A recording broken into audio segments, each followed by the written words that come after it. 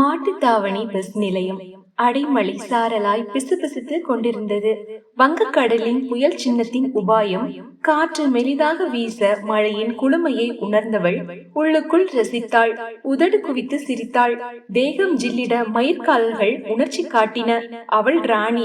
19 இறுதி பருவம். 5 அடி 7 அங்குல உயரத்தில் கொடி போல் நின்றாள். மேனியோ இளம் மல்லிகை மொட்டின் நிறம். ஆரம் பார்த்து வட்டமிட்டாற் போல் முகம். புருவத்தில் வில்லின் லாவகம். கண்களில் ஒளிரும் பருவத்திற்கேற்ப குறும்பு. இதழ்களில் தேனடையின் பதிவுகள். செதுக்கிய சிற்பம் போல் கவர்ச்சி ததும்பும் உடல்வாகு. கையில் சூட்கேஸ் இருந்தது. தோளில் ஒரு லெதர் பேக் தொங்கியது. கண்களை சுழட்டினாள். பேருந்துகளில் இருந்து உதிர்ந்து மழைக்கு பயந்து பாதுகாப்பான இடம் தேடி பரப்பரக்கும் ஜனத்திரள் ஒரு புறம். தங்கள் பஸ்ஸை பார்த்து கைகளை தலைக்கு மேல் குடையாக பாவித்துக் கொண்டு தேங்கி கிடக்கும் தண்ணீரை சலக் சலக்கென மிதித்து தெரித்து ஓடும் பயணிகள் ஒரு புறம்.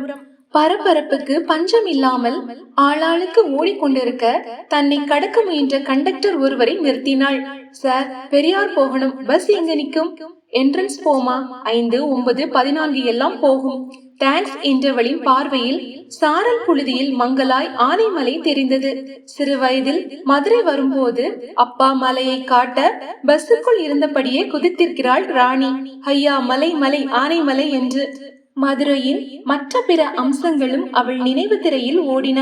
மீனாட்சி அம்மன் கோயில், திருமலை நாயக்கர் மகால், திருப்பரங்குன்றம் முருகன் கோயில், அழகர் கோயில் என்று.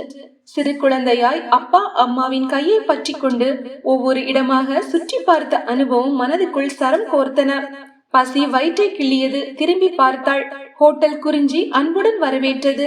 சாப்பிட்டு விட்டு செல்லலாமா, இல்லைன்னா அக்கா வீட்டுக்கு போய் சாப்பிடலாமா? தன் மனதுக்குள் நினைத்து கொண்டிருக்கும் போதே பின்புறம் குரல் கேட்டது. ராணி.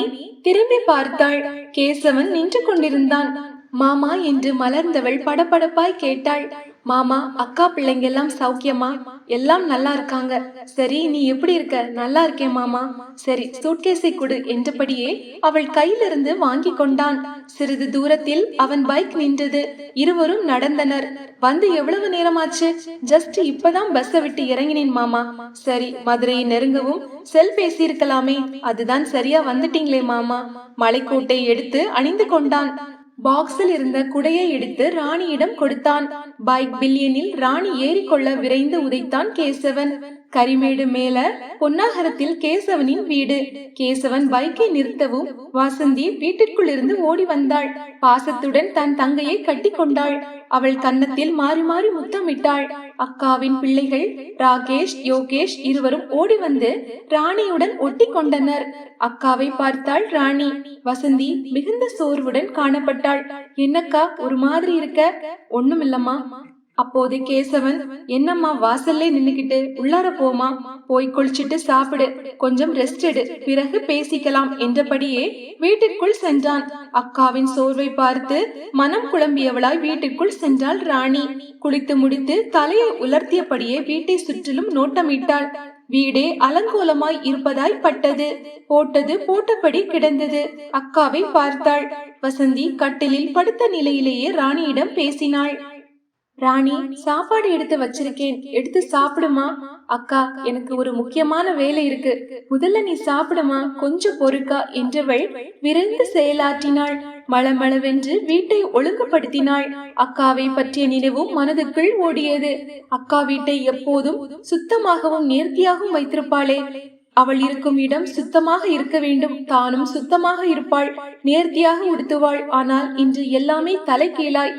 சுவரை துடைத்தாள். மூளைக்கு மூளை படிந்து கிடந்த ஒட்டடைகளை தட்டிவிட்டாள். விரைந்து வீட்டை சீர்படுத்தியவளுக்கு ஓர் எண்ணம் தோன்றியது.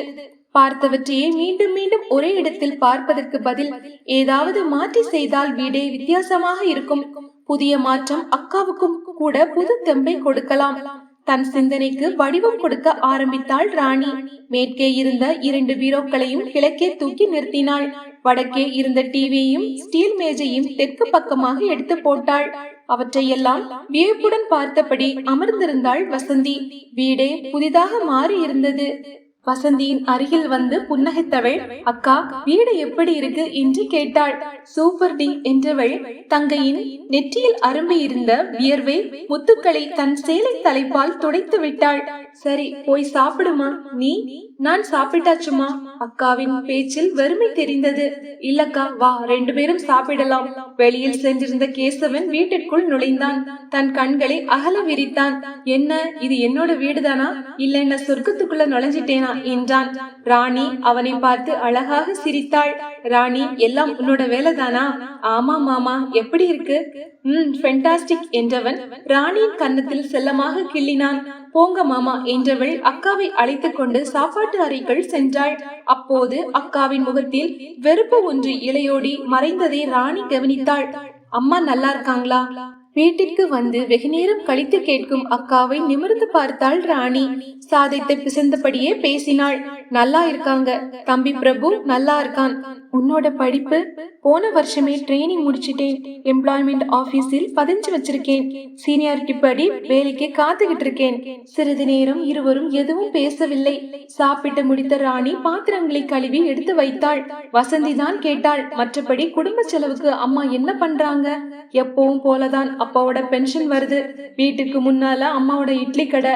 அதுக்கு மேல மாமா அனுப்புகிற பணமும் உதவியா இருக்கு என்றாள். தன் கணவனை சொல்லவும் தகிப்புடன் அவளை நிமிர்ந்து பார்த்தாள் வசந்தி. அவள் மனவேதனை அவள் கண்களில் தெரிந்தது. அக்கா, மாமாவுக்கு நம்ம குடும்பம் ரொம்பவும் தான் கடமைப்பட்டிருக்கு. மாமா மட்டும் இல்லைன்னா நானும் தம்பியும் படிச்சிருக்கவே முடியாது. உண்மையில் மாமா தெய்வம் தான். அப்போதுதான் கேசவன் அங்கே வந்தான். ராணி, அது என்னோட கடமம்மா, என்ன கடவுள் ஆக்கிடாது என்றான். ராணி கண்ணீர் மல்க அவனை பார்க்க, ராணி கடையில் கொஞ்சம் வேலை இருக்கு, வந்துடுறேமா என்று சொல்லிவிட்டு வெளியேறினான். கேசவனையே விரித்து பார்த்தபடி இருந்தாள் வசந்தி. அவன் மறையும் வரை பார்வையை விலக்கவில்லை. அக்காவின் பார்வை ராணியை குழப்பமடைய செய்தது. விடை தேட முயன்றாள். அக்கா, உனக்கு உடம்பு சரியில்லைன்னு அம்மா சொன்னாங்க. என்னக்கா டல்லா இருக்க? உனக்கு என்ன ஆச்சு? சுய நினைவுக்கு வந்தாள் வசந்தி.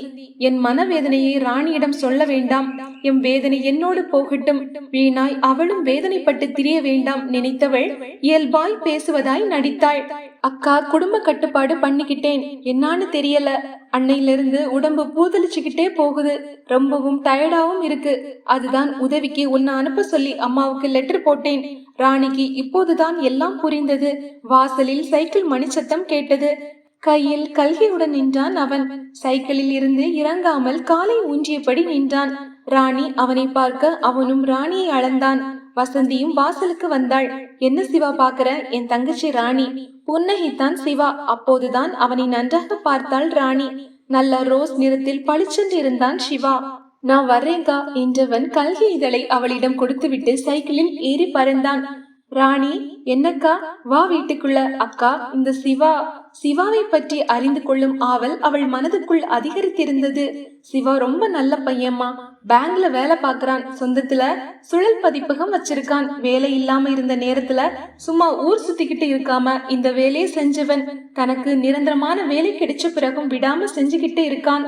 வசந்தி சொல்ல ராணி சிரித்தபடியே, இந்த காலத்திலேயும் இப்படி ஒரு ஆளா என்றாள். தன் கையில் இருந்த கல்கியை பிரித்தபடியே வீட்டிற்குள் சென்றாள்.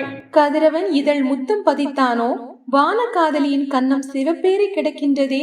விடிக்காலைக்கு கட்டியம் கூறும் பொழுதிலேயே பிடித்து விட்டிருந்தாள் ராணி. வாசல் தெளித்து அழகாய் தாமர கோலம் போட்டவள் வீட்டின் பிற வேலைகளில் மூழ்கினாள். விடியலை உணர்ந்து எழ முற்பட்ட வசந்தியை அமர்த்தினாள். அக்கா, நல்லா ரெஸ்ட் எடுத்துக்க, அதான் நான் பாக்குறேன்ல.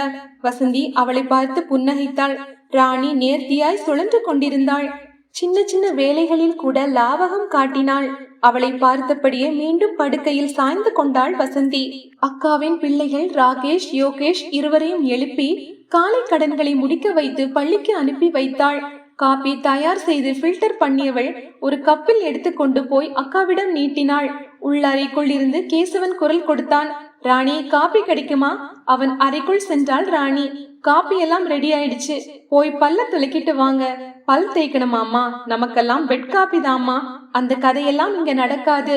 முதல்ல பல்ல தேய்ச்சிட்டு வாங்க, பிறகுதான் காஃபி எல்லாம். சலிப்புடன் சிரித்துக்கொண்டே எழுந்து நடந்தான் கேசவன். வசந்தியின் அருகில் சென்றாள் ராணி. அக்கா, தண்ணி சூடு பண்ணி வச்சிருக்கேன், குளிச்சிடலாமா? இல்லடி, நான் எப்பவும் ஈவினிங்ல தான் குளிப்பேன். ஈவினிங்கா? அக்கா, காலையிலே குளிச்சிடணும், அப்பதான் சோம்பல் போகும், நாளெல்லாம் ஹெல்தியாவும் இருக்கும். புன்னகித்தபடியே எழுந்து கொண்டாள் வசந்தி. அடுக்களைக்குள் சென்றாள் ராணி. சமையல் வேலைகளில் கவனம் காட்டினாள். சிறிது நேரத்தில் கேசவன் கிளம்பி இருந்தான். டிஃபன் பரிமாறினாள். சாப்பிட்டு விடை பெற்று கிளம்பி சென்றான் கேசவன். சிறப்பு நிற ஜார்ஜட் சேலையில் அக்கா தகத்தகத்தாள். அவள் ஏற்கனவே நல்ல சிகப்பு நிறம். இப்போது சிகப்பு சேலை மேலும் அவளுக்கு அழகை கூட்டியது. அவள் முகமும் தெளிவாயிருந்தது. அக்காவின் இந்த மாற்றம் ராணிக்கு மகிழ்ச்சியை தந்தது. அக்கா, இப்ப எப்படி இருக்க தெரியுமா? அப்படியே அப்சரஸ் மாதிரி இருக்க. போடி, வெக்கத்தில் நெளிந்தாள் வசந்தி. அக்கா, சும்மா சொல்லக்கூடாது. வெட்கப்படும் போது கூட நீ இன்னும் கூடுதல் அழகா இருக்க தெரியுமா? ரொம்பவும் புகழாதடி.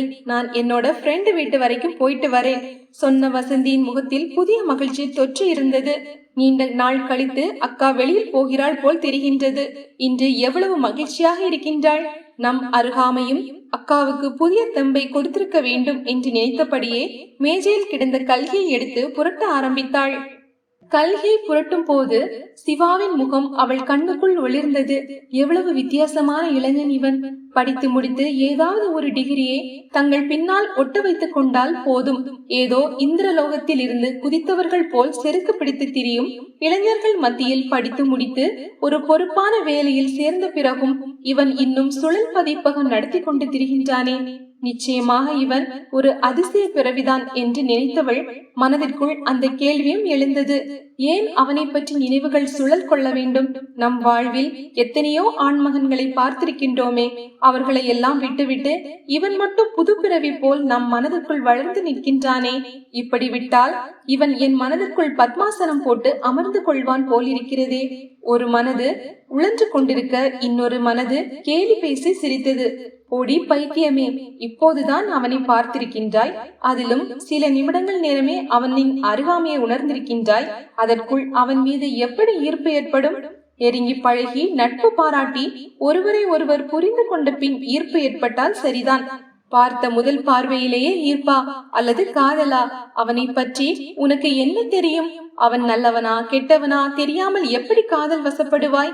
கேலி பேசிய மனதின் தலையில் ஓங்கி குட்டினாள் ராணி. எதிர்கேள்வியும் கேட்டாள். ஏன், பார்த்த மாத்திரத்திலேயே காதல் பிறக்க கூடாதா? கண்டதும் காதல் சாத்தியமில்லையா? அன்பு பிறப்பதற்கும் காதல் ஈர்ப்பதற்கும் காரணம் சொல்லிக் கொண்டிருக்க முடியாது.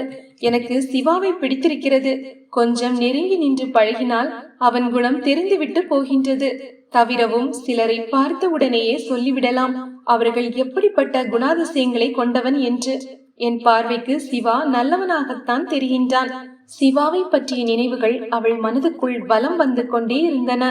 அவனை பார்க்க வேண்டும் என்ற ஆவல் இப்போது அவள் மனதுக்குள் குமிழியிட்டது. அப்போது வாயிலில் சைக்கிள் மணி அடிக்கும் சப்தம் கேட்டது. சிவாவாக இருக்குமோ நினைத்தபடியே வெளியில் வந்தாள். சிவாதான் நின்று கொண்டிருந்தான். அக்கா இல்லைங்களா? இல்லை, வெளியே போயிருக்காங்க. இந்தாங்க அக்கா, ஆவி கேட்டாங்க. புத்தகத்தை நீட்டினான். என்னது ஆவியா? சற்றே பயம் காட்டி பின்வாங்கினாள் ராணி. பளீர் என்று சிரித்தான் சிவா. அவன் பல்வரிசை கூட கவர்ச்சி காட்டியது. ஐயோ, பயந்துட்டீங்களா? ஆனந்த விகடனோட சுருக்கம் தான் ஆவி. அப்பாடா, நிஜமாகவே பயந்து போயிட்டேன். என்னடா ஆவியோட அலைற ஆளா இருப்பாரோன்னு. ஆமா, ஆனந்த விகடன் ஆவி குமுதம் கூவி என்றவன் மீண்டும் கடகடவென்று சிரித்தான். அந்த சிரிப்பில் ராணியும் கலந்து கொண்டாள். ராணி கேட்டாள், நான் உங்ககிட்ட ஒரு விஷயம் கேட்கணுமே, கேளுங்க. எத்தனை வருஷமா இந்த சர்வீஸ் பண்றீங்க? 7-8 வருஷம் இருக்கும். எப்படி உங்களுக்கு இந்த ஐடியா வந்தது? ஏங்க, எங்களுக்கெல்லாம் ஐடியா வரக்கூடாதா? அதுக்கு சொல்லலைங்க, ஏதாவது சேவை மனப்பான்மையோட செய்றீங்களான்னு கேட்டேன். சேவை மனப்பான்மையா? அப்படியெல்லாம் இல்லைங்க. வேணும்னா இப்படி சொல்லலாம், சுயநலம் கலந்த பொது நலம்னு. புரியாமல் பார்த்தாள் ராணி. என்னங்க புரியலையா?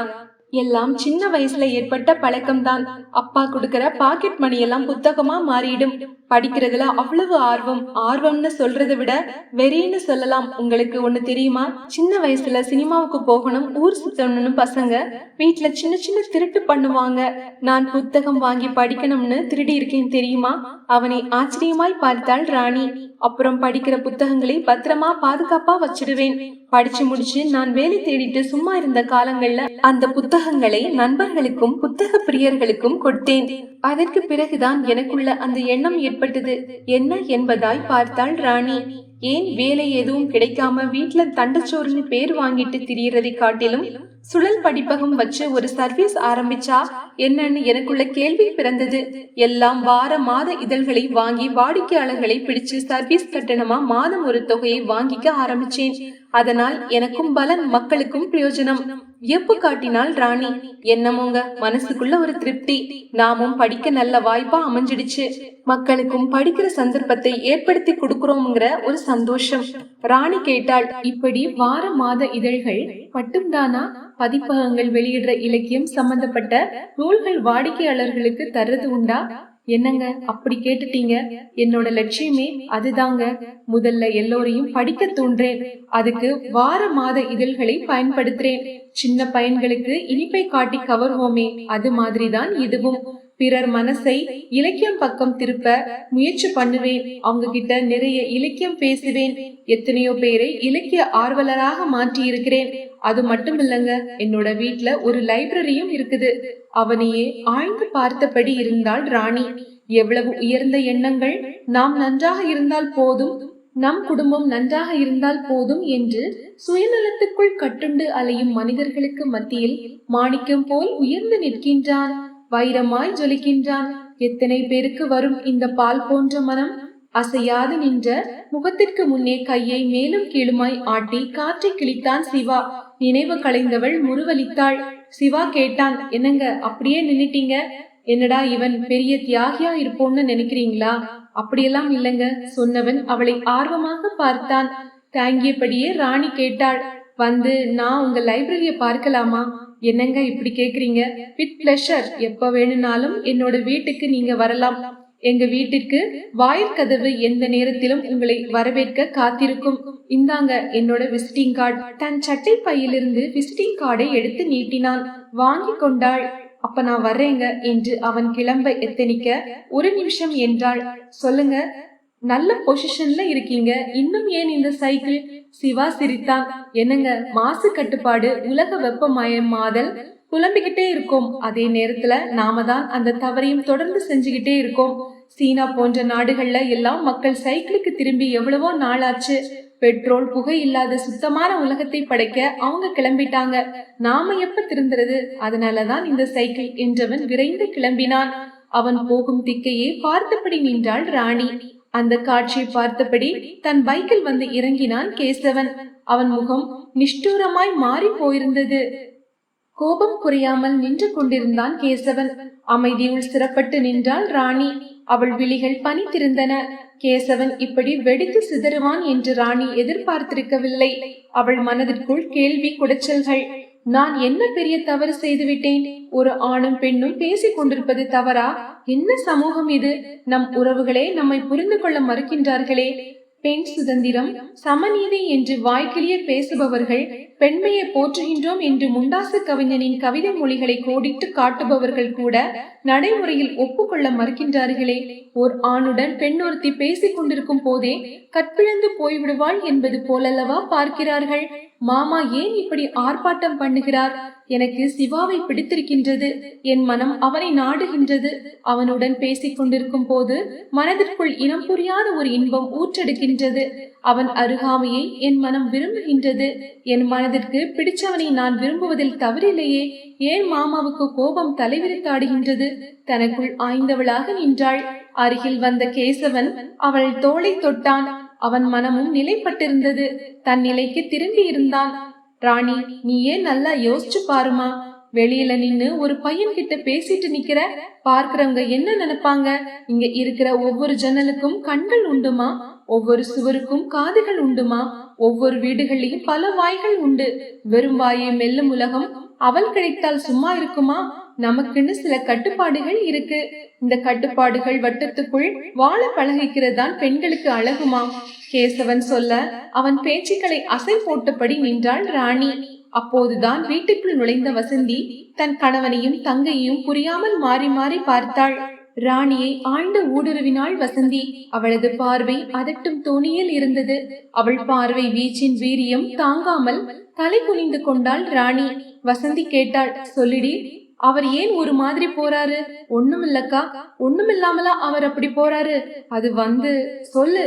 சிவா கிட்ட பேசிக்கிட்டே இருந்தேன், அதை பார்த்துதான் மாமா கோபப்பட்டு போறாரு. எங்க வாசல் என்ன பேசிக்கிட்டு இருந்த? ஆமாக்கா. அப்படி என்ன அவன்கிட்ட பேச்சு வேண்டி கிடக்கு? இல்லக்கா, சும்மா தான், புத்தகம் கொடுக்க வந்தார், அப்பதான். சொல்லு, நீ அன்னைக்கு சிவாவை பத்தி சொன்னியே, அதைத்தான் அவர்கிட்ட கேட்டுட்டு இருந்தேன், வேற ஒண்ணுமில்லையே. ராணி சற்றே யோசித்தாள். அக்காவிடம் உண்மையை சொல்லிவிடலாமா? சிவாவை பிடிச்சிருக்குன்னு? வேண்டாம், இப்ப வேண்டாம். பிறகு மாமாவை போல இவளும் தாம் தூம் என்று குதிக்க தொடங்கி விடுவாள். என் எண்ணங்களையும் ஆசைகளையும் வெளிப்படுத்துவதற்கு இதுவல்ல நேரம். என்னடி பேசாம நின்னுட்ட? இல்லக்கா, அது என்னடி இழுக்கிற? ஏதாவது காதல் கீதல்னு? அப்படியெல்லாம் இல்லக்கா. ராணியின் பேச்சை வசந்தி நம்பவில்லை என்பது வசந்தியின் பார்வையில் தெரிந்தது. அக்கா, என் மேல நம்பிக்கை இல்லையா? நீ போய் ரெஸ்ட் எடுத்துக்க, ராணி சொல்ல அவளை உறுத்து பார்த்தபடி நகர்ந்தாள் வசந்தி. களைப்புடன் படுக்கையில் போய் விழுந்தாள். ராணி வீட்டு வேலைகளில் மூழ்கினாள். ஒரு சுற்று வேலையை முடித்தவள் அக்காவின் அருகில் வந்தாள். வசந்தி சுருங்கி மடங்கி போய் படுத்து கிடந்தாள். நடுங்கிக் கொண்டிருந்தாள். நெற்றியில் கை வைத்து பார்த்தாள் ராணி. அனலாய் தகித்தது. பதறியவளாய் கேட்டாள், அக்கா, உடம்புக்கு என்ன?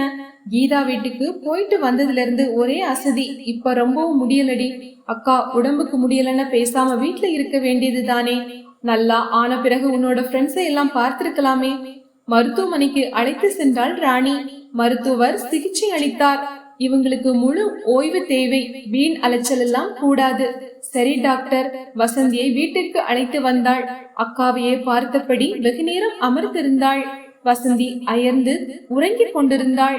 அவள் உடம்பு நன்றாக வியர்த்து விட்டிருந்தது. கேசவன் இன்னும் வீட்டிற்கு வரவில்லை. ஸ்கூல் முடிந்து ராகேஷும் யோகேஷும் வந்து விட்டனர். அக்காவுக்கு சுகமில்லை என்று ஏற்கனவே கேசவனுக்கு செல் மூலம் தகவல் கொடுத்திருந்தாள் ராணி. இதோ உடனே வந்துடுறேன் என்று சொன்னவன் இன்னும் வரவில்லை. வந்த நாளில் இருந்து அக்காவையும் மாமாவையும் கவனித்துக் கொண்டுதான் இருக்கிறாள் ராணி. நல்ல தாம்பத்தியம் அவர்களுக்குள் நிலவுவதாக தெரியவில்லை. அவர்களுக்குள் நல்ல அந்யோன்யம் இல்லை. ஊர் உலகத்திற்காக தான் இவர்கள் கணவன் மனைவியாக உலா வருகின்றனர். ஆனால் வீட்டிற்குள் இருவரும் சரிவர பேசிக்கூட ராணி பார்க்கவில்லை. அக்காவுக்கும் மாமாவுக்கும் என்ன ஆயிற்று? இருவருக்குள்ளும் சுமூகமான உறவு இல்லையே. கல்யாணமான காலங்களில் எவ்வளவு பிரியமாக நடந்து கொண்டனர். மாமா சதா காலங்களிலும் அக்காவின் முந்தானியை பிடித்துக் கொண்டே சுற்றுவாரே. நான் கூட கேலி செய்து சிரித்ததுண்டே. ஆனால் இன்று ஒருவேளை அக்காவின் முன்கதை மாமாவுக்கு தெரிய வந்திருக்குமோ? அதனால் பிரச்சனைகள் முளைவிட்டு விருட்சமாயிருக்குமா? பலவிதமான கேள்விகள் அவள் மனதுக்குள் ஒன்றோடொன்று பின்னி கொண்டிருக்க மனக்குதிரையோ பின்னோக்கி ஓட்டம் பிடித்தது. கும்பகோணம் அரசலாற்றங்கரையில் வீடு. சலசலத்து ஓடும் ஆற்று நீரின் குளுமை. மாதளம்பேட்டையில் வீதியில் சிறு பிள்ளையாய் துள்ளி திரிந்த காட்சிகள் ராணியின் மனதுக்குள் வலை பின்னின. ரயில் நிலையம் அருகில் உள்ள அரசு பள்ளியில் அப்பாவுக்கு வாத்தியார் உத்தியோகம். அப்பா மிகவும் கண்டிப்பானவர். வீட்டிலும் சரி பள்ளியிலும் சரி அப்பாவின் கண்டிப்பு கடுமையாக இருக்கும். கையில் எப்போதும் பிரம்பு ஒன்றை வைத்திருப்பார். பள்ளி வட்டாரத்தில் அப்பாவுக்கு சாட்டை கம்பு வாத்தியார் என்ற பெயரும் உண்டு. கையில் பிரம்பு வைத்திருப்பாரே தவிர எந்த பிள்ளையும் அடிக்க மாட்டார். கோபம் வந்துவிட்டால் உருமுவார். கண்களை உருட்டி மிரட்டுவார்.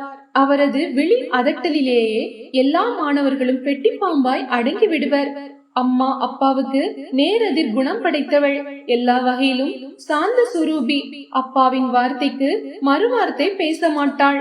ஆனால் தன் பிள்ளைகள் மேல் அதீத பாசம் காட்டினாள். பிள்ளைகளும் அம்மாவுடன் பசை போல் ஒட்டி கொள்வார்கள். அப்போது வசந்திக்கு 18 வயது பருவம். ராணி அவளை விட 8 வயது இளையவள். பிரபு ராணியை விட 3 வயது சிறியவன். இவர்கள் அடிக்கும் லூட்டியில் வீடே அமர்க்களப்படும். அம்மா அவர்களின் கொட்டத்தை எல்லாம் ரசித்து பார்த்து மனதிற்குள் சிரித்து கொண்டுதான் இருப்பாள். ஆனால் அப்பா வீட்டிற்குள் நுழைந்து விட்டால் போதும். ஆர்ப்பாட்டம் அடியோடு காணாமல் போய்விடும். இந்த நேரத்தில்தான் வசந்தி பருவகால மயக்கத்திற்கு ஆட்பட்டிருந்தாள். காதல் வியாதி அவர்களுக்குள் பற்றி படர தொடங்கியிருந்தது. அவள் மனதிற்குள் பருவராகம் மீட்டியவன் சேகர். குணவதி அக்கா வீட்டுக்கு புதிதாக வந்து சேர்ந்திருந்தான். அவர்களுக்கு தூரத்து உறவு. தம்பி முறை கும்பகோணம் ஆர்ட்ஸ் காலேஜில் BA பட்டப்படிப்பில் சேர்ந்திருந்தான். பார்ப்பதற்கு கொஞ்சம் லட்சணமாகவே இருந்தான். வசந்தி அடிக்கடி குணவதி அக்கா வீட்டிற்கு செல்ல தொடங்கி இருந்தாள். விழிகளால் பேச தொடங்கி இருவரும் நேருக்கு நேர் பேச தொடங்கி இருந்தார்கள். காதல் வளர்ப்பதற்கு குணவதியின் வீடு நல்ல களமாக அமைந்திருந்தது. குணவதி அவர்களின் காதலை பற்றி அறிந்திருக்கவில்லை. ஆனால் ராணிக்கு பொழிப்பட தொடங்கி இருந்தது. வசந்தி வந்துவிட்டால் போதும், சேகருக்கு உற்சாகம் கரை புரளும். தன் அக்காவிடம் தன்னை பற்றியே பெருமை பீற்றிக் கொள்வான். அன்று நேர்த்தியாய் டிரெஸ் பண்ணியிருந்தவன் குணவதியின் அருகே வந்தான். வசந்தியும் அருகே இருந்தாள். அக்கா, என்னை பார்க்க எப்படி இருக்கு என்று கேட்டான். ஏதோ சுமாரா இருக்கு என்றவள் இதழ் கடையில் பரிகாச சிரிப்பொன்றையும் உதிர்த்தாள். வசந்தியோ குறுஞ்சிரிப்பு சிரித்தாள். போக்கா, என்னை பார்க்க ஹீரோ மாதிரி இல்லை. டேய், அத நாங்க சொல்லணும்டா. ஓஹோ, கிண்டலா? அக்கா, இப்ப என்னோட பர்சனாலிட்டிய நானே உன்கிட்ட சொல்றேன் கேட்டுக்கோ.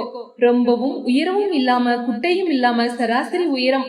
பொன்னிறமும் கிடையாது, நல்ல கருப்பும் இல்லாத புது நிறம். ரொம்பவும் குண்டாகவும் இல்லாமல் ஒல்லியாகவும் இல்லாமல் சரியான எடை. அழகிலையும் அப்படித்தான். எல்லா பெண்களையுமே வசீகரிக்கத்தக்க அழகு.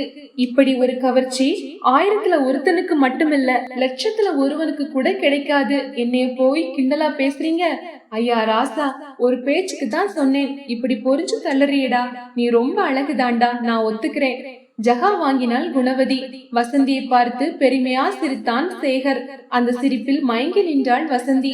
இருவருக்கும் காதல் தூது ராணிதான். இன்னதென்று புரிந்தும் புரியாத மனநிலையில் காதல் போக்குவரத்தாய் மாறியிருந்தாள். 6 மாத காலம்தான் அந்த காதலுக்கு உயிர் கொடுத்திருந்தான் காலதேவன். அப்பாவுக்கு தெரிய வந்த போது பிரச்சனை விஸ்வரூபம் எடுத்தது. ஜாதியும் மதமும் தடை கற்களாயின. அப்பாவின் கண்டிப்புக்கு முன்னால் வசந்தியின் காதல் வலுவிழந்து போனது என்பதுதான் உண்மை. ஜாதி பிரச்சனையை பெரிதுபடுத்தி பேசவும் காதலை தூக்கி எறிந்து விட்டு சென்று விட்டான் சேகர். அந்த நேரத்தில் தான் கேசவன் வந்து சேர்ந்தான். கேசவன் அம்மாவுக்கு தூரத்து சொந்தம். வசந்தியின் மாமன் முறை. கல்யாண வீடு ஒன்றில் வசந்தியை பார்த்தவன் நேரடியாகவே அவள் வீட்டிற்கு வந்து விட்டான். தன் அக்காவிடமும் மாமாவிடமும் முறைப்படி பெண் கேட்டான். அப்பா எதிர்பார்த்த தகுதி கேசவனிடம் அதிகமாகவே இருந்தது.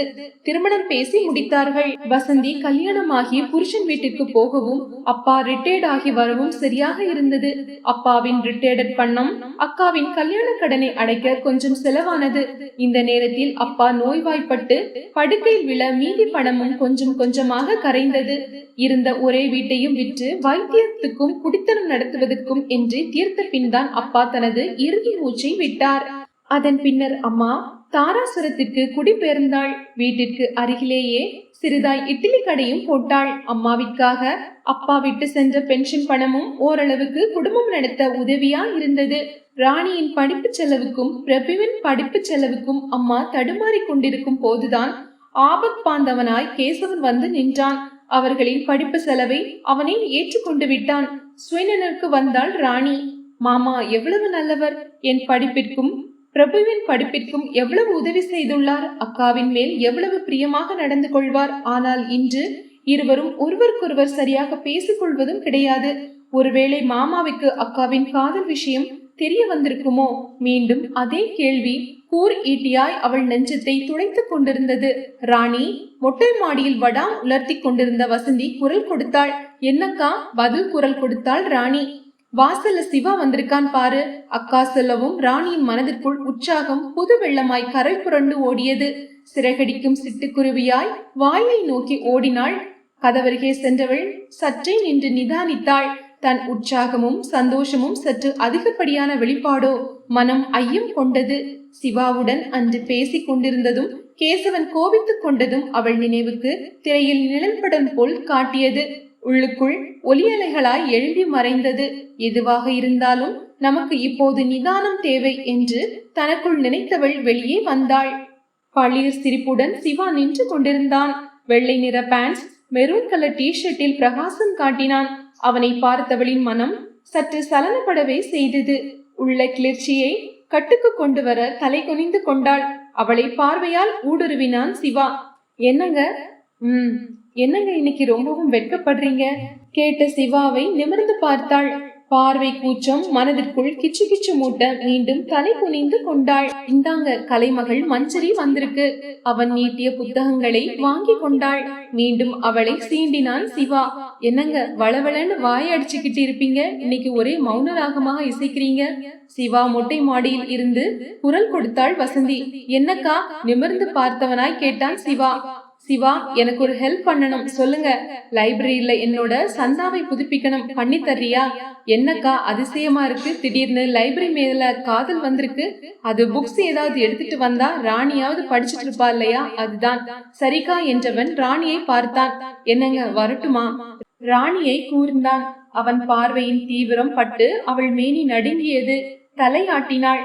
சிவா தன் சைக்கிளில் ஏறி பெடல் மிதிக்க தொடங்கினான். அவன் போகும் திக்கையே பார்த்தபடி நின்றாள் ராணி. தன் உயிர் சொல்லாமல் கொள்ளாமல் தன்னை பிரிந்து போவதாக உணர்வு கொண்டாள். என்னதான் சிவாவின் முன்னால் அவள் தன்னை கட்டுப்படுத்திக் கொள்ள முயன்றாலும் காதல் உணர்வுகள் வழுக்கு பாறையாக தன்னை சிவாவை நோக்கி ஈர்க்க முனைவதாய் உணர்ந்தாள். கையில் புத்தகத்துடன் மொட்டை மாடிக்கு சென்றாள். தொட்டியில் இருக்கும் பூச்செடிகளுக்கு தண்ணீர் ஊற்றி கொண்டிருந்தாள் வசந்தி. அவளிடம் புத்தகங்களை நீட்டினாள் ராணி. என்ன ராணி, புது புக்ஸ் வந்திருக்கு, நீ படிச்சுட்டு மேஜையில் வை, நான் பிறகு எடுத்து பார்த்துக்கிறேன் என்று அக்காவை ஆழ்ந்து நோக்கினாள் ராணி. சிரித்து கொண்டே கேட்டாள் வசந்தி. என்ன ராணி அப்படி பாக்குற? அக்கா, நான் ஒண்ணு கேட்டா நீ கோச்சிக்க மாட்டியே, கேளு, இயல்பாய் சொன்னாள் வசந்தி. அக்கா, நானும் வந்ததுல இருந்து பார்த்துக்கிட்டு தான் இருக்கிறேன். மாமாவும் உனக்கும் நல்லதொரு சுமூகமான உறவு இருக்கிறதா எனக்கு தெரியல, அதான் உன்கிட்ட கேக்குறேன், சொல்லுக்கா, உங்களுக்குள்ள என்ன பிரச்சனை? ராணி கேட்டவுடன் வசந்தியின் முகத்தில் சோக நிழல் கவிந்தது. மௌனம் அவளிடம் உள்படுக்கை விரித்தது. சிறிதாய் கோபம் ஒன்றும் தலை தூக்கியது. உள்ளத்தில் இருந்து வெடித்து சிதற துடித்த வார்த்தைகளை தொண்டை குழிக்குள்ளேயே முடக்கினாள். தன் தங்கையிடம் பேசக்கூட பிடிக்காதவளாய் தன் முகத்தை மறுபுறம் திருப்பி கொண்டாள். ராணி பிடிவாதம் பிடித்தாள். என்னக்கா, எதுவும் பேச மாட்டேங்கிற? சொல்லுக்கா, நான் உன்னோட தங்கை தானே, என்கிட்ட சொல்றதுல தப்பு ஒண்ணும் இல்லை. உங்க ப்ராப்ளத்தை என்னால சரி செய்ய முடியுங்கிற நம்பிக்கை இருக்கு, சொல்லுக்கா. அவள் கேட்க புயலாய் திரும்பினாள் வசந்தி. விரைந்து கை கூப்பினாள். ராணி பிளீஸ், எதையும் சொல்ற மனநிலையில நான் இல்ல. என்னோட மனம் ரணப்பட்டு போயிருக்கு. அந்த ரணத்தை கிளறாதே, ஏற்கனவே வேதனைப்பட்டு போயிருக்கேன். என் வேதனையை இன்னும் தூண்டாதே என்றவளை பரிதாபமாக பார்த்தாள் ராணி. அதற்கு மேல் அவளை துன்பப்படுத்த விரும்பாதவளாய் பாடி இறங்க தொடங்கினாள். தலையில் கை வைத்தபடி அப்படியே மொட்டை மாடி சுற்றுச்சுவரில் சாய்ந்து உட்கார்ந்தாள் வசந்தி. இறந்த கால நினைவுகள் அவள் மனதிற்குள் இப்போது தடம் பதித்தன. திருமணமான முதல் மாதத்திலேயே அந்த அதிர்ச்சியை சந்தித்தாள் வசந்தி. அன்று சினிமாவுக்கு செல்லலாம் என்று காலையிலேயே சொல்லிவிட்டு சென்றிருந்தான் கேசவன். மாலை வந்தது. அதோடு அவளுக்கு புதிதாய் உற்சாகமும் பிறந்தது. கணவனுடன் முதன்முறையாக வெளியில் செல்ல போகின்றோம். அவன் கைகளை பற்றி கொண்டும் அவன் தோள்களில் மிருதுவாக சாய்ந்து கொண்டும் பார்ப்பவர்களெல்லாம் பொறாமைப்படும் அளவுக்கு ஒருவருக்கொருவர் இணைந்து கொண்டும் செல்லும் அந்த குதூகலம் மனதிற்குள் தோன்ற மகிழ்ச்சியூட்டியது. குளித்து முடித்து தேவதையா ஜொலிப்பு காட்டினாள். வழிமேல் விழி வைத்து கணவனின் வருகைக்காக காத்து நின்றாள். சொன்ன நேரத்திற்கு சரியாக வந்து நின்றான் கேசவன். அவன் முகம் பொலிவிழந்து காணப்பட்டது. விரைந்து வீட்டுக்குள் சென்றவன் பாத்ரூமுக்குள் சென்று அடைந்து கொண்டான். சிறிது நேரம் கழித்து வெளியே வந்தவன் பேண்ட் சட்டுக்குள் மாறினான். அவனையே பார்த்தபடி அமர்ந்திருந்தாள் வசந்தி. அவன் முகக்குறிப்பு அவளை கவலை கொள்ள வைத்தது. என்னங்க ஒரு மாதிரியா இருக்கீங்க? வசந்தி கேட்டாள். ஒண்ணுமில்ல, கிளம்ப சொன்னவன் விரைந்து வெளியேறினான். அவன் பின்னாலேயே வந்தவள் பைக்கில் ஏறிக்கொள்ள கிளம்பினான் கேசவன். பெரியார் கிரைம் பிரான்ச்சை தாண்டி வண்டி விரைந்து கொண்டிருந்தது. அவளுக்குள் சந்தேகம் முளைவிட்டது. கேட்டாள், என்னங்க, நாம எங்க போறோம்? எல்லாம் போக வேண்டிய இடத்துக்கு தான். அதன் பிறகு கேசவன் பேசவில்லை. பைக் தெற்கு வாசலை அடைந்து அந்த தெருவுக்குள் நுழைந்தது. அந்த வீட்டின் முன்னால் பைக் மூர்ச்சித்து நிற்க இறங்கிக் கொண்டனர். காலிங் பெல்லை அழுத்தினான் கேசவன். உள்ளே குருவி கத்த சில நிமிட கரைவுக்கு பிறகு கதவு திறந்து கொண்டது. ஓர் இளம் பெண்ணின் முகம் எட்டி பார்த்தது. அபரிதமான மேக்கப்பில் தகதகவன ஜொலித்தாள். கேசவனை கண்டவுடன் பூரண சந்திரனை போல பிரகாசித்த அவள் முகம் பின்னால் நின்று கொண்டிருந்த வசந்தியை பார்த்ததும் அமாவாசையாய் நிறம் மாறியது. உள்ள வாங்க, கதவை முழுவதுமாய் திறந்தவள் முன்னால் நடக்க இருவரும் உள்ளே சென்றனர். வசந்தியை பார்த்து உட்காருங்க என்று சோபாவை காட்டினாள். பவ்யமாய் அமர்ந்த வசந்தி பார்வையை சுழல விட்டாள். அவள் ஒருத்தியை தவிர வேறு மனித வாசம் தெரியவில்லை. அதே நேரம் அவள் அடுக்களைக்குள் செல்ல பின்னாலேயே சென்றான் கேசவன். சிறிது நேரத்திலேயே அவள் பெரு குரல் எடுத்து கத்திக் கொண்டிருந்தாள். அதைத் தொடர்ந்து கேசவனின் கெஞ்சல் குரல் ஒலித்தது. ராதா பிளீஸ் என்னைய புரிஞ்சுக்க. அவன் கெஞ்சலை அவள் பொருட்படுத்தவில்லை. பதிலுக்கு கத்தினாள். இவதான் அந்த கிளியோபட்ராவா? அவளுக்கு நான் எந்த விதத்துல குறைஞ்சு போயிட்டேன்? ராதா நான் அப்படி சொல்லலையே. பிறகு ஏன் இவளை இங்க கூட்டிக்கிட்டு வந்திருக்கீங்க? நீதானே ராதா அவளை கூட்டிக்கிட்டு வர சொன்ன? ஆமா சொன்னேன். ஏன் தெரியுமா? அவளுக்கு முன்னாலேயே உங்களுக்காக நான் ஒருத்தி இங்க இருக்கேன்னு அவ தெரிஞ்சுக்கணும்னு தான் கூட்டிட்டு வர சொன்னேன். ஆனா இப்ப அவ மூஞ்சிய பார்க்க எனக்கு பிடிக்கல. உடனே இங்க இருந்து அவளை கூட்டிக்கிட்டு போங்க இறைந்தாள் ராதா. வசந்திக்கு கோபம் பொத்து கொண்டு வந்தது. ரத்தம் சூடேறி நாளங்கள் முறுக்கேறின. அப்படியே உள்ளே சென்று அந்த ராதாவை கடித்து குதற வேண்டும் என்றொரு வெறி பிறந்தது. யார் இவள்? அவருக்கும் இவளுக்கும் என்ன உறவு? எனக்கு முன்னாலேயே இப்படி உறவு கொண்டாடுகிறாளே. அவள் பாட்டுக்கு காட்டு கத்தலாய் கத்துகிறாள். இவரோ பெட்டி பாம்பாய் அடங்கி நிற்கின்றாரே, கெஞ்சி கூத்தாடுகின்றாரே. இன்னமும் கேசவன் கெஞ்சி கொண்டுதான் இருந்தான். ராதா பிளீஸ் கொஞ்சம் பொறுமையா இரு, நான் பிறகு வந்து உன்னைய பார்க்கிறேன். சொன்னபடியே வெளியே வந்தவனை முறைத்து பார்த்தாள் வசந்தி. அவள் கோபத்தை ஒரு பொருட்டாகவே எடுத்துக் கொள்ளவில்லை கேசவன். வா போகலாம் என்றபடி வெளியேறத் தொடங்கினான். திரும்பி பார்த்தாள் வசந்தி. அடுக்களை நிலையில் சாய்ந்தபடி நின்றிருந்தாள் ராதா. அவளிடம் ஏளனம் கலந்த வெற்றி பார்வை. அவள் மீது பார்வை தீயை உமிழ்ந்த வசந்தி தன் கணவனின் பின்னால் நடக்க தொடங்கினாள். வீட்டிற்கு வந்ததும் கேசவனிடம் மனைவி என்ற தனது உரிமையை நிலைநாட்ட போராடத் தொடங்கினாள் வசந்தி. என்னங்க என்ன? அவ யாரு? யாரு? அதான் அந்த ராதா. உனக்கும் எனக்கும் என்ன உறவு? வசந்தி பேசவில்லை. என்ன பதிலையே காணோம். அப்போ உங்களுக்கும் அவளுக்கும் தொடர்பு இருக்குன்னு சொல்றீங்களா? ஆமா. எவ்வளவு சாதாரணமா சொல்றீங்க. பிறகு அதுக்காக ஆர்ப்பாட்டமா பண்ண முடியும்? உள்ளதை சொன்னேன். தப்புங்க, வேண்டாங்க.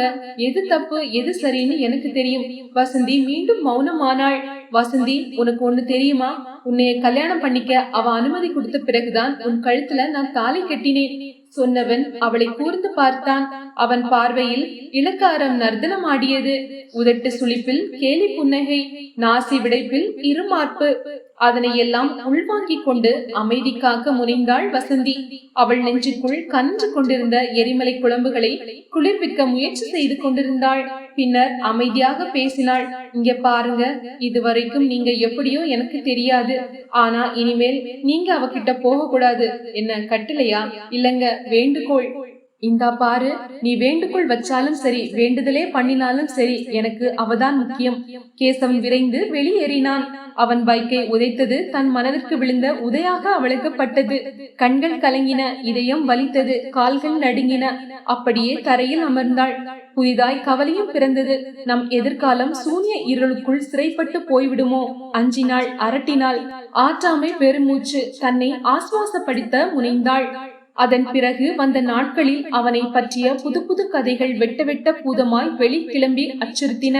கேசவனுக்கு ராதாவுடன் மட்டுமல்ல, ஏகப்பட்ட பெண்களுடன் ஏற்கனவே தொடர்பு உண்டு என்று அறிந்தவள் துடித்து போனாள். உள்ளம் துவண்டாள். எப்படிப்பட்ட ஸ்திரீலோலனுக்கு வாழ்க்கைப்பட்டிருக்கிறோம். வசதியானவன் கிடைத்துவிட்டால் போதும்.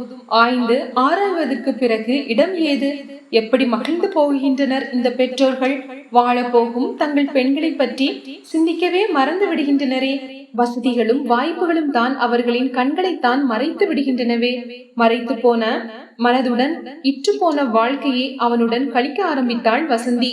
அந்த நேரங்களில் சேகரை பற்றிய நினைவுகள் அவள் மனதுக்குள் அடிக்கடி ஊற்றெடுக்கும். அவனுடைய காதலில் கசிந்துருகி கட்டுண்டு திரிந்த காலங்கள் மனதிற்குள் நுழைந்து இம்சைப்படுத்தும்.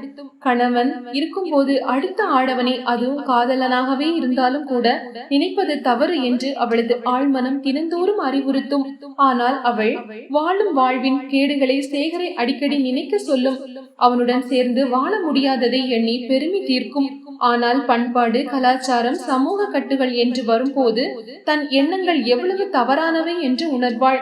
ஒரு மனம் அறிவுறுத்த இன்னொரு மனம் கைகொட்டி சிரிக்கும். அடி பைத்தியமே, பெண்களுக்கு மட்டும்தான் பண்பாடு, கலாச்சாரம் என்று கைவிலங்கிடும் சமூகம் ஆண்களுக்கு விலங்கிடுவதில்லையே. ஆண்கள் தவறு செய்வதற்கு வழிவகை செய்வது மட்டுமல்லாமல் அவர்களுக்கு சப்போர்ட்டும் செய்கின்றதே. அறிவுறுத்தும் மனம் மீண்டும் பேசும். சரி, அதற்காக வழி தவறி செல்லும் ஆண்களைப் போல் பெண்களும் செல்ல முடியுமா? எவ்வளவோ சந்தர்ப்பங்கள் ஆண்களுக்கு கிடைப்பது போல பெண்களுக்கும் கிடைக்கும். ஆனால் தன்னைத்தானே காத்துக்கொண்டு பண்பாட்டு சிறைக்குள் பவித்திரம் காக்கும் போதுதான் பெண்ணும் சிறந்து விளங்குகின்றாள். அவளது பெண்மையும் சிறந்து விளங்குகின்றது. அறிவுறுத்தும் மனம் வசந்தியை நெறிப்படுத்த தொடங்கியிருந்தது. அதன் பின்னர் கேசவனுடன் வாழ்ந்த வாழ்வின் சாட்சியாக ராகேஷ், யோகேஷ் என்று 2 பொற்சித்திரங்கள். யார் சொல்லியும் திருந்தாத ஜென்மங்கள். குழந்தையின் முகத்தை அவர்களது மழலையும் கேட்டால் போதும் திருந்தி விடுவார்கள் என்பதுதான் ஊர் உலக பேச்சு. ஆனால் கேசவன் அதற்கெல்லாம் அப்பாற்பட்ட ஜென்மம். தன் தவறான நடத்தையும் பெண்களின் சகவாசத்தையும் குறைத்துக் கொள்ளவில்லை என்பதுதான் உண்மை. பழைய நினைவுகளில் மூழ்கி திரும்பியவள் நீண்ட பெருமூச்சொன்றை வெளியிட்டாள். ராணி அக்கறையுடன் தன்னை விசாரித்து சென்றது நினைவுக்கு வந்தது. இவற்றையெல்லாம் ராணியிடம் எப்படி சொல்வது? நாம் படும் வேதனைகள் நம்மோடு போகட்டுமே, அவளையும் வீணே வேதனைப்படுத்த வேண்டாம். எனக்கு விதித்ததை நான் வாழ்கிறேன், அது ராணிக்கும் தெரிய வேண்டுமா? இன்னொரு எண்ணமும் எழுந்தது. ஊரெல்லாம் மேய்ச்சல் நிலம் கண்டு மேய்ந்து திரியும் வெள்ளாடு கேசவன். அவன் பார்வை ராணியின் மேலிருந்து விழுந்து விட்டால் அதன் பிறகு நினைத்து பார்க்கவே உள்ளம் வேதனை சிறகை சுமந்தது. உடல்நிலை இப்போது பரவாயில்லை. கூடிய விரைவில் ராணியை அம்மாவிடம் கும்பகோணத்துக்கு அனுப்பி வைத்து விட வேண்டும். அதுதான் நமக்கும் நல்லது, அவளுக்கும் நல்லது. அவள் பயந்தது கூடிய விரைவில் நடக்கப் போகிறது என்பதை பாவம் அந்த பேதை பெண் அப்போது அறிந்திருக்கவில்லை. கேசவனின் நடையில் தள்ளாட்டம் தெரிந்தது. விடிய விடிய குடித்திருக்க வேண்டும். கண்கள் சிவப்பேறி போயிருந்தன. துர்நாற்றம் நாசியை தாக்க கைகளால் மூக்கை பொத்திக் கொண்டாள் ராணி. அவளிடம் அதீத நெருக்கம் காட்டினான் கேசவன். விகாரமாய் பல்லிழித்தான். கொச்சை வார்த்தைகளை உச்சரித்தான். ராணி டார்லிங், என் செல்ல குட்டி தேவதையே என்று அவளை மேலிருந்து கீழாக பார்வையால் துகிலிருத்தான். கேசவனின் இந்த செயலை ராணி எதிர்பார்த்திருக்கவில்லை. மாமா, உங்களுக்கு என்ன ஆச்சு என்று அவனை பிடித்து உலுப்பினாள். நீ ராணி, எனக்கு வேண்டும். குளறியபடி அவள் மார்புக்கு நேராக தன் கையை கொண்டு சென்றான். விலக முயன்றாள் ராணி. அவளை அணைக்க துடித்தான் கேசவன். தப்பிக்க புள்ளிமானாய் லாவகம் காட்டினாள் ராணி. நிலை தடுமாறி கீழே சரிந்தான் கேசவன். அவளை அசூசையாய் பார்த்தபடி மறுபடியும் எழுந்தான். வசந்தியும் வந்துவிட்டாள். ராணி என்று அவள் தோளில் கை வைத்தாள். அக்கா, மாமாவுக்கு என்ன ஆச்சு? ஏன் இப்படியெல்லாம் நடந்துக்கிறாரு? ராணி, இன்னைக்குதான் நீ பார்க்கிற. கல்யாணமாகி வந்ததுல இருந்து நான் பார்த்துக்கிட்டு தான் இருக்கேன். அதுக்காக என்கிட்ட போயிடுச்சு நினைக்கவே கேவலமா இருக்கு.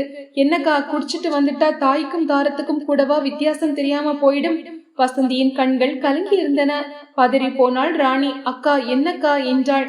கேசவன் மயங்கி கீழே விழுந்தான். அக்கா, மாமாவை ஒரு கைப்பிடி பெட்ரூம்ல கொண்டு போய் சேர்த்திடலாம்.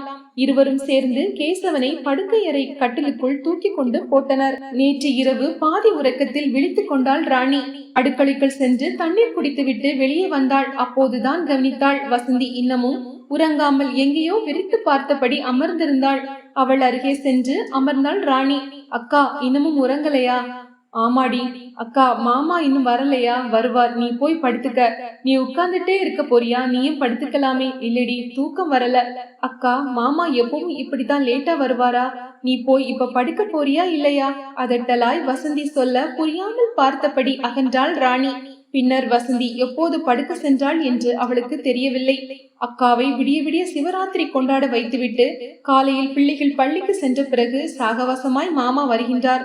அதுவும் தலைக்கெறிய போது இறங்காமலேயே. என்னிடமும் தவறாக நடந்து கொள்ள முயற்சி செய்கின்றார். பல குழப்பங்கள் ராணியின் மனதை அலைக்கழித்துக் கொண்டிருந்த அதே நேரம் கேசவன் அரைக்குறை நினைவுடன் கட்டிலில் புரண்டு கொண்டிருந்தான். அவன் விழிகளுக்குள் ராணியின் பிம்பம் மட்டுமே உணர்ந்து கொண்டிருந்தது. நண்பன் ரமேஷ் பார்ட்டி வைத்திருந்தான். திருமணமாகி 8 ஆண்டுகள் கழித்து அவனுக்கு ஆண் குழந்தை பிறந்துள்ளது. வீட்டிலேயே பார்ட்டிக்கு ஏற்பாடு செய்திருந்தான். மதுவுடன் பலான படம் பார்ப்பதற்கும் வகை செய்திருந்தான். நன்றாக நண்பர்களுடன் சேர்ந்து குடித்துவிட்டு விடிய விடிய டிவிடி பார்த்தனர். கேசவன் நடிகைகளை பார்க்கும் போதெல்லாம் தனக்கு விருப்பமான பெண்களின் முகங்களை அந்த நிர்வாண உடம்புகளில் ஒட்டி பார்த்து ரசிப்பான்.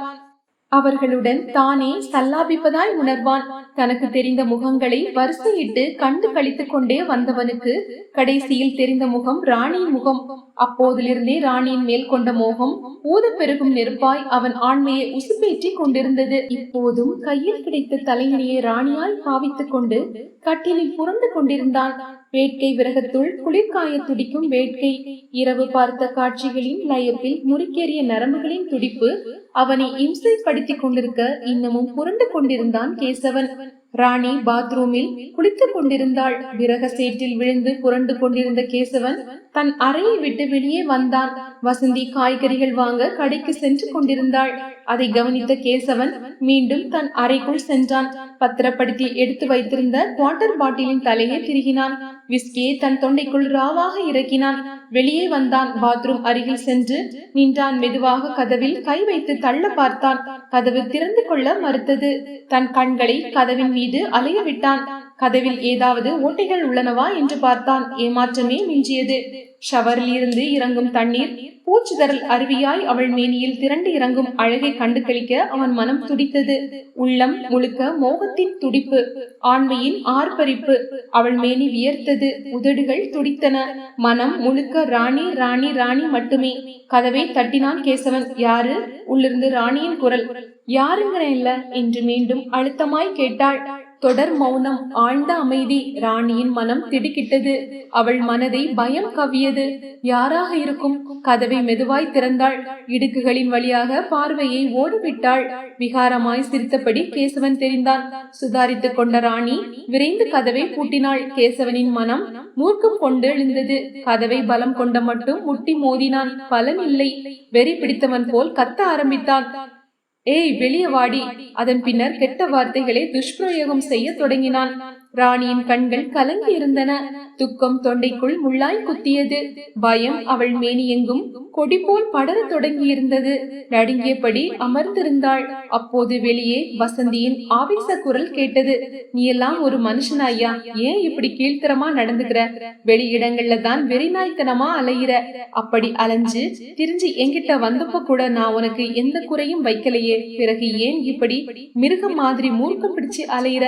நீ எல்லாம் ஒரு ஆம்பளையா? நம்பி வந்த பெண்ணை நாசம் பண்ண துணிகிறியே. சொன்னவள் கன்னத்தில் பலார் என்று அறைந்தான் கேசவன். என்னடி சொன்ன? நான் ஆம்பளையான்னு உனக்கு சந்தேகம் வேறையா? என்கிட்ட படுத்து எந்திரிச்ச போதெல்லாம் உனக்கு தெரியல இல்லையா? இன்னைக்கு நிரூபிக்கிறேன்டி. உன் தங்கச்சி கிட்ட நான் படுத்து எந்திரிச்ச பிறகு அவகிட்டயே கேட்டு தெரிஞ்சுக்க நான் ஆம்பளையா இல்லையான்னு. யோ, நீ அப்படி மட்டும் செஞ்சுட்டா நான் சொல்றதும் உண்மைதான். எப்படி நான் ஒரு அப்பனுக்கு தான் பிறந்தேங்கிறது உண்மையோ, நான் உன் ஒருத்தனுக்கு மட்டும்தான் முந்தி விரிச்சேங்கிறதும் உண்மையோ, அதே மாதிரி உன்னை கொன்னு கொலைக்காரியா மாற போறதும் உண்மைதான். சொல்லி முடித்தவளின் மேல் பாய்ந்தான் கேசவன். என்னடி பார்த்துக்கிட்டே இருக்கேன், ரொம்பவும் தான் பேசிக்கிட்டே போற. உன்னைய நான் என்ன செய்யறேன் பாரு. சொன்னவன் அவள் கன்னத்தில் மாறி மாறி அறைந்தான். பலம் கொண்ட மட்டும் எட்டி உதைத்தான். இரத்த கலோபரம் அங்கு அரங்கேறி கொண்டிருந்தது. பதறி போன ராணி பாத்ரூம் ஹேங்கரில் கிடந்த சேலையை எடுத்து அவசர அவசரமாக சுற்றி கொண்டு வெளியே ஓடி வந்தாள். கேசவனிடம் இருந்து வசந்தியை விடுவிக்க முயன்றாள். ராணியை விரைந்து தள்ளிவிட்டான் கேசவன். அப்படியே அவள் மேல் சரிந்தான். அவளை ஆட்கொள்ள வேண்டும் என்று தீவிரமாய் முனைந்தான். அப்போது அவன் தலையில் பலமான அடி ஒன்று விழுந்தது. கோபத்துடன் எழுந்தவன் நிமிர்ந்து பார்த்தான். சிவா நின்று கொண்டிருந்தான். அவனை திரும்பி தாக்க கேசவன் முனைய சிவா எளிதாக அவனை சமாளித்தான். அவனுடன் மல்லு கட்டியபடி வெளியே தூக்கி வந்தான் சிவா. ராணி ஓடி சென்று வசந்தியை பார்த்தாள். மூச்சையாய் கிடந்தாள். அவள் முகம் இரத்த கலரி ஆகியிருந்தது. விரைந்து சென்று தண்ணீர் எடுத்து வந்தாள். வசந்தியின் முகத்தில் அரைந்தாள். மெதுவாக விழித்துக் கொண்ட வசந்தி பரபரத்து போய் பார்வையை சுழற்றினாள். வெளியே கேசவனின் குரல் கேட்டது. டேய், என்னை நீ அடிச்சிட்ட இல்லையா? நான் உன்னை என்ன செய்யறேன் பாரு. ராணி வசந்தியும் வெளியே ஓடினர். தெரு கூடியிருந்தது. இவர்களுக்கு வக்காலத்து வாங்க நீ யாருடா? யாரோட கள்ளக்காதலும்? இவளுக்கா இல்ல இவளுக்கா? அக்கா தங்கை இருவரையும் சுட்டி காட்டி கேட்டான் கேசவன். சிவா கோபமானான். மிஸ்டர், கொஞ்சம் மரியாதையா பேசுங்க. உனக்கு என்னடா மரியாதை வேண்டி கிடக்கு? என் வீட்டு பிரச்சனையில் தலையிட நீ யாரு? அநியாயத்தையும் அக்கிரமத்தையும் யார் வேணும்னாலும் தட்டி கேட்கலாம். அமைதியாய் சொன்னான் சிவா. சீறினான் கேசவன். டேய், உன் வீட்டு வாசல்லையோ இல்லாட்டி தெரு ஓரத்திலேயோ பிரச்சனை நடந்தாதான் யாரு வேணும்னாலும் தட்டி கேட்கலாம். இது என்னோட குடும்ப பிரச்சனை. உங்களுக்குள்ள பிரச்சனைகள் இருக்கலாம், அதற்காக நம்பி வந்த பெண்ணை பலாத்காரம் பண்ண துணிறது என்ன நியாயம்? உங்களுக்கு ஒண்ணு தெரியுமா? உங்க மனைவியே உங்களுக்கு இசைவு தராத நேரத்தில் அவங்க கிட்ட நீங்க பலாத்காரமா நடந்துக்க துணிஞ்சா அது கூட குற்றம்தான். அதுக்கு மேல பிரச்சனை பண்ண நினைச்சா நான் போலீஸ்ல கம்ப்ளைண்ட் பண்ணுவேன். சிவா சொல்லவும் சுதாரித்துக் கொண்டான் கேசவன். சிவாவையே பார்த்து உரிமினான். டேய், விடியறதுக்குள்ள நான் உன்னைய என்ன செய்றேன் பாருடா என்றவன் விரைந்து தன் பைக்கை உதைத்து கிளப்பினான். வசந்தி, ராணி இருவரும் சிவாவின் அருகில் வந்தனர். ஆறுதலாய் பேசினான் சிவா. இருவரும் கைகூப்பி கண்கலந்து நன்றி தெரிவித்தனர். கூடியிருந்த கூட்டத்தினரோ ஆளாளுக்கு முணுமுணுக்க தொடங்கி இருந்தனர். வதந்தி அவரவர் வாய்மொழிகளுக்கு ஏற்ப பற்றி எறிய தொடங்கி இருந்தது. இரவு வெகு நேரமாகியும் கேசவன் வீடு திரும்பவில்லை. காலையில் சிவாவுடன் சண்டை போட்டுவிட்டு சென்றவன் தான் இன்னும் வரவில்லை. உறக்கம் வராமல் தவித்துக் கொண்டிருந்தாள் வசந்தி. சோகம் சுமக்கும் அகத்துடிப்புகள், உள்ளம் தாங்கா வேதனை பாரம், குழம்பிய மனக்குட்டையில் கலங்கலாய் அவன் நினைவுகள். என்ன மனிதன் இவன்?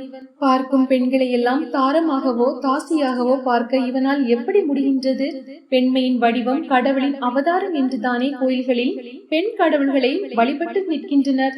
அட, இவன் பெண்களை கடவுளாக பார்க்க வேண்டாம், ஒரு தாயாகவோ தங்கையாகவோ பார்க்கலாம் இல்லையா? பெண்மையின் முழுமை தாய்மை. அந்த தாய்மை நிலைதானே பெண்ணை கடவுளாக்கி காட்டுகின்றது. ஆனால் இவன் எல்லா ஆண்களும் இப்படிதானா?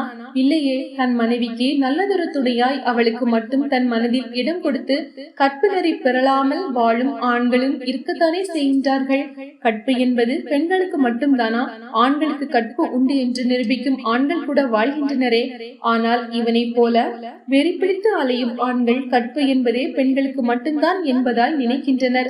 தன் மனைவி கற்புள்ளவளாக இருக்க வேண்டும், ஆனால் அடுத்தவன் மனைவியோ இவர்களுக்கு ஆசை நாயாக இருக்க வேண்டும்.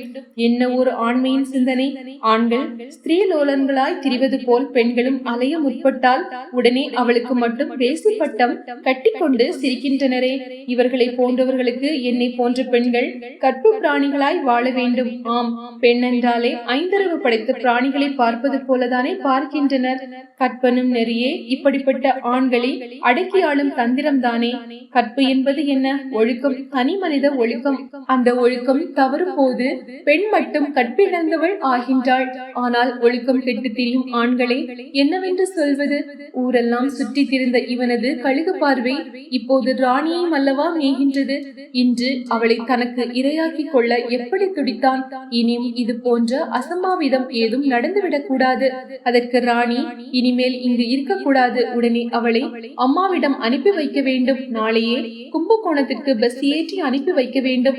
வசந்தி பலவாறாக எண்ண சூழலில் சிக்கி தவித்துக் கொண்டிருக்க ராணியும் படுக்கையில் தூக்கம் வராமல் புரண்டு கொண்டுதான் இருந்தாள். தன் அறையிலிருந்து வெளிப்பட்ட வசந்தி ராணி அருகே வந்தாள். ராணி, என்னக்கா? திடுக்கிட்டு எழுந்து அமர்ந்தாள் ராணி. என்னை மன்னிச்சிடுமா? ஐயோ, என்னக்கா பெரிய பெரிய வார்த்தையெல்லாம் பேசுற? எல்லாமே என்னால தாண்டி. நீ என்னக்கா தப்பு செஞ்ச? ராணி, என்னோட உடல்நிலை சரியில்லைன்னு தான் உதவிக்கு ஒன்ன வர சொன்னேன். ஆனா இன்னைக்கு உன்னோட வாழ்க்கையை சீரழிஞ்சு போக இருந்துச்சு. அக்கா, நீ காலையில நடந்த சம்பவத்தை இன்னும் மறக்கலன்னு நினைக்கிறேன். நான் அப்படி ஒரு சம்பவம் நடந்ததையே மறந்துட்டேன். மறக்கிறதுக்கும் மன்னிக்கிறதுக்கும் உண்டான பெருந்தன்மையான மனசு உனக்கு இருக்குமா? ஆனால் இனிமேலும் உன்னைய இங்க வச்சிருக்க எனக்கு விருப்பம் இல்லம்மா. நாளைக்கு நீ கும்பகோணம் போற. என்னக்கா சொல்ற? ஆமாம்மா, உண்மையேதான் சொல்றேன். அக்கா, உன்னோட உடம்பு இன்னும் பூரணமா குணமடையல. நீ நல்லா நலமடைகிற வரைக்கும் நான் இங்கேதான் இருப்பேன். இல்ல ராணி, என்னோட உடல்நிலை பூர்ணமா குணமடையணும்னு நீ இங்கே இருந்தால் உன்னை பூர்ணமான பவித்திரமான ஒரு பெண்ணா நான் அம்மா கிட்ட திருப்பி அனுப்பி வைக்க முடியாது. அதனாலதான் சொல்றேன். அக்கா, நீ இன்னமும் மாமாவை நினைச்சு பயப்படுற? ஆமாண்டி, அதான் கண்ணுக்கு முன்னால பார்த்துட்டேனே. அவரை பற்றி எனக்கு தெரியும். ஆனா எனக்கு உன்னோட வாழ்க்கை தாண்டி முக்கியம். சரிக்கா, நான் எதுவும் மாமா கிட்ட கொஞ்சம் பேசி பார்க்கிறேன். அப்புறம் ஊருக்கு போகிறதையும் போகாததையும் பற்றி முடிவெடுப்போம். ராணி, என்னோட வேதனையை நீ புரிஞ்சுக்கவே மாட்டியா? அக்கா, எல்லாம் காலையில் பேசிக்கலாம்.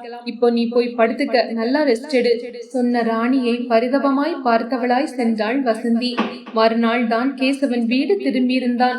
வீட்டிற்குள் நுழைந்தவன் தன் அறைக்குள் சென்று முடங்கிக் கொண்டான். வெளியில் தலை காட்டவே வெட்கப்பட்டான். ராணியின் முகத்தில் எப்படி விழிப்பது என்று தவித்தான். வசந்திக்கே புதிதாய் ஆச்சரியம் பிறந்தது. எவ்வளவு கீழ்த்தரமாக நடந்து கொண்டாலும் ஆண்மை செருக்குடன் நெஞ்சை நிமிர்த்தி நடப்பவன் இன்று புதிதாய் தனக்குள் வெட்கி திரிகின்றானே. தனக்குள் வருந்தி நிலை கொள்ளாமல் தவித்து திரியும் தன் கணவனை ஆடிக்கொரு முறை கவனித்துக் கொண்டும் தனக்குள் சிந்தித்துக் கொண்டும் இருந்தாள் வசந்தி. அவள் அருகே ராணி வந்தாள். அக்கா, என்ன ராணி, மாமா என்ன செய்யறாரு? உள்ளுக்குள்ள உள்ள மிருகம் நிலை கொள்ளாம உலாவிக்கிட்டு இருக்கு. அக்கா பிளீஸ் கொஞ்சம் அமைதியாரு, நான் மாமா கிட்ட பேசணும். ராணி, வேண்டாம்டி. அக்கா, நாம நடந்து போறோம், கால்ல ஒரு கல்லு இடருது, காயப்படுது, ஏன் ரத்தம் கூட வருது. சம்பவத்துக்கு காரணம் அந்த கல்லா இல்ல நம்ம காலான்னு யோசிச்சுதான் பாக்கணும். கல்லை மட்டும் குறை சொல்றது அறிவான செயல் இல்லை. அது போலதான் அந்த சம்பவத்திற்கு காரணத்தை நாமும் ஆராயணும். நாம மாமா கிட்ட பேசிட்டு வரேன். வசந்தி மேற்கொண்டு பேசவில்லை. ராணி கேசவன் அறைக்குள் நுழைந்தாள். மாமா, ராணி அழைத்தாள். கட்டிலில் குப்பர கிடந்த கேசவன் விரிட்டென்று எழுந்தான். அவன் முகம் சிவப்பேறி போய் இருந்தது. கண்கள் வீங்கி போய் விகாரம் காட்டின. உதட்டு துடிப்பு சோகத்தை பிரதிபலித்தது. மாமா, என்ன மாமா ஒண்ணும் பேச மாட்டேங்கிறீங்க? பேசுங்க மாமா. வந்து சொல்லுங்க மாமா. ஒண்ணுமில்லை. குமுறலாய் விட்டு விட்டு வார்த்தைகளை அவன் உதடுகள் பிரசவித்தன. மாமா, முதல்ல என்ன நிமிர்ந்து பாருங்க. தயக்கமாய் நிமிர்ந்து அவளை பார்த்தான் கேசவன். ஏ மாமா, என்னை நிமிர்ந்து பார்க்கவே கூசுறீங்களே? அப்ப நீங்க செஞ்ச காரியம் தப்புன்னு உணர்ந்துட்டீங்க இல்லையா? சொல்லுங்க மாமா. ஆமா மாமா, நான் யாரு? உங்க மனைவியோட தங்கை. அப்போ உங்களுக்கும் கொழுந்தியாள், அதுவும் ஒரு தங்கை உறவுதானே? ஏன் மாமா, நான் தெரியாம தான் கேக்குறேன். உங்க தங்கையை நீங்க தவறான நோக்கத்துல பார்ப்பீங்களா, இல்லை நேற்று என்கிட்ட நடந்துகிட்டது போல மிருகத்தனமா நடந்துக்குவீங்களா? சொல்லுங்க. தன் காதுகளை பொத்தி கொண்டான் கேசவன். விரைந்து அலறினான். ஐயோ, என்ன வார்த்தையால கொல்லாத.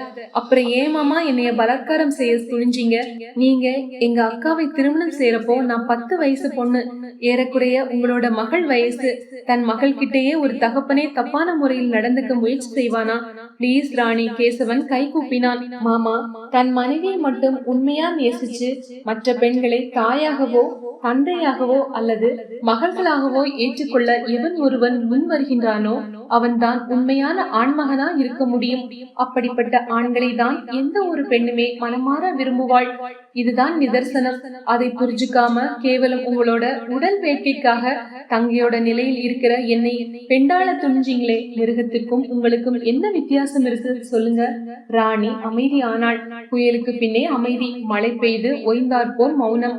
அவள் பேசிய ஒவ்வொரு வார்த்தையும் எரிமலையாய் குழம்பாய் அவனை பொசுக்கிக் கொண்டிருக்க அந்த வெண்தணல் வீரியம் தாங்காமல் உள்ளுக்குள் சிதறி வெளியே குலுங்கி கொண்டிருந்தான் கேசவன். மீண்டும் பேசினாள் ராணி. நான் இவ்வளவு பேசியும் நீங்கள் திருந்தலைன்னா உங்களுக்கு என்னோட உடல் மீது கொண்ட மோகம் இன்னமும் குறையலன்னா வாங்க, இப்பவே என்ன எடுத்துக்குங்க. தன் சேலை தலைப்பை உருவி எறிந்தாள். 2 கைகளையும் நீட்டி அவனை அழைத்தாள். கண்களை மூடிக்கொண்டு அசையாது நின்றான். வெளியே நின்று கேட்டுக்கொண்டிருந்த வசந்தி பதறி போய் உள்ளே ஓடி வந்தாள். அங்கே அவள் கண்ட காட்சி, கண்மூடி நிற்கும் ராணியின் காலடியில் சாஷ்டாங்கமாய் விழுந்து கிடந்தான் கேசவன். துடித்து போய் அவனை அள்ள முனைந்தாள் ராணி. என்னங்க இது, என்ன இது புலம்பினாள். அப்போதுதான் கண் விழித்து பார்த்த ராணி விதிர் விதிர்த்து போனாள். கேசவன் தன் தலையில் அடித்துக் கொண்டு அழ ஆரம்பித்தான். ராணி, என்ன மன்னிச்சிடுமா, இந்த பாவிய மன்னிச்சிடுமா, நான் செஞ்ச பாவத்துக்கு உன் கையாலே என்ன கண்டந்துடமா வெட்டி போட்டுடுமா என்று கதறினான். அவள் கால்களை பற்றி துடிக்க ராணி அவசரமாய் விலகினாள். மாமா, உங்க தவறை நீங்க உணர்ந்துட்டீங்களே, அதுவே போதும். எப்போ ஒருவன் தன் தவறுகளை உணர்ந்து கண்ணீர் வடிக்கின்றானோ அந்த கண்ணீர்லே அவன் செய்த பாவங்கள் எல்லாம் கழுவப்படுது. இப்ப நீங்க திருந்தின மனுஷன், முழு மனுஷன், முழுமையான ஆண்மகனா என் முன்னால நிக்கிறீங்க. இப்ப நாங்க மட்டுமல்ல, இந்த உலகமே உங்களை விரும்பும், வரவேற்கும். ராணி சொல்ல அவளது மன்னிப்பு கேசவனுக்கு பெரிய ஆறுதலை கொடுத்தது. கேசவன் எழுந்தான். குற்ற உணர்வுடன் தன் மனைவியை பார்த்தான். அவனை ஆறுதலாய் அணைத்துக் கொண்டாள் வசந்தி. உங்களுக்கு கதைகள் கேட்க பிடிக்கும் என்றால் இந்த சேனலை சப்ஸ்கிரைப் செய்து வைத்துக் கொள்ளுங்கள். நன்றி, வணக்கம்.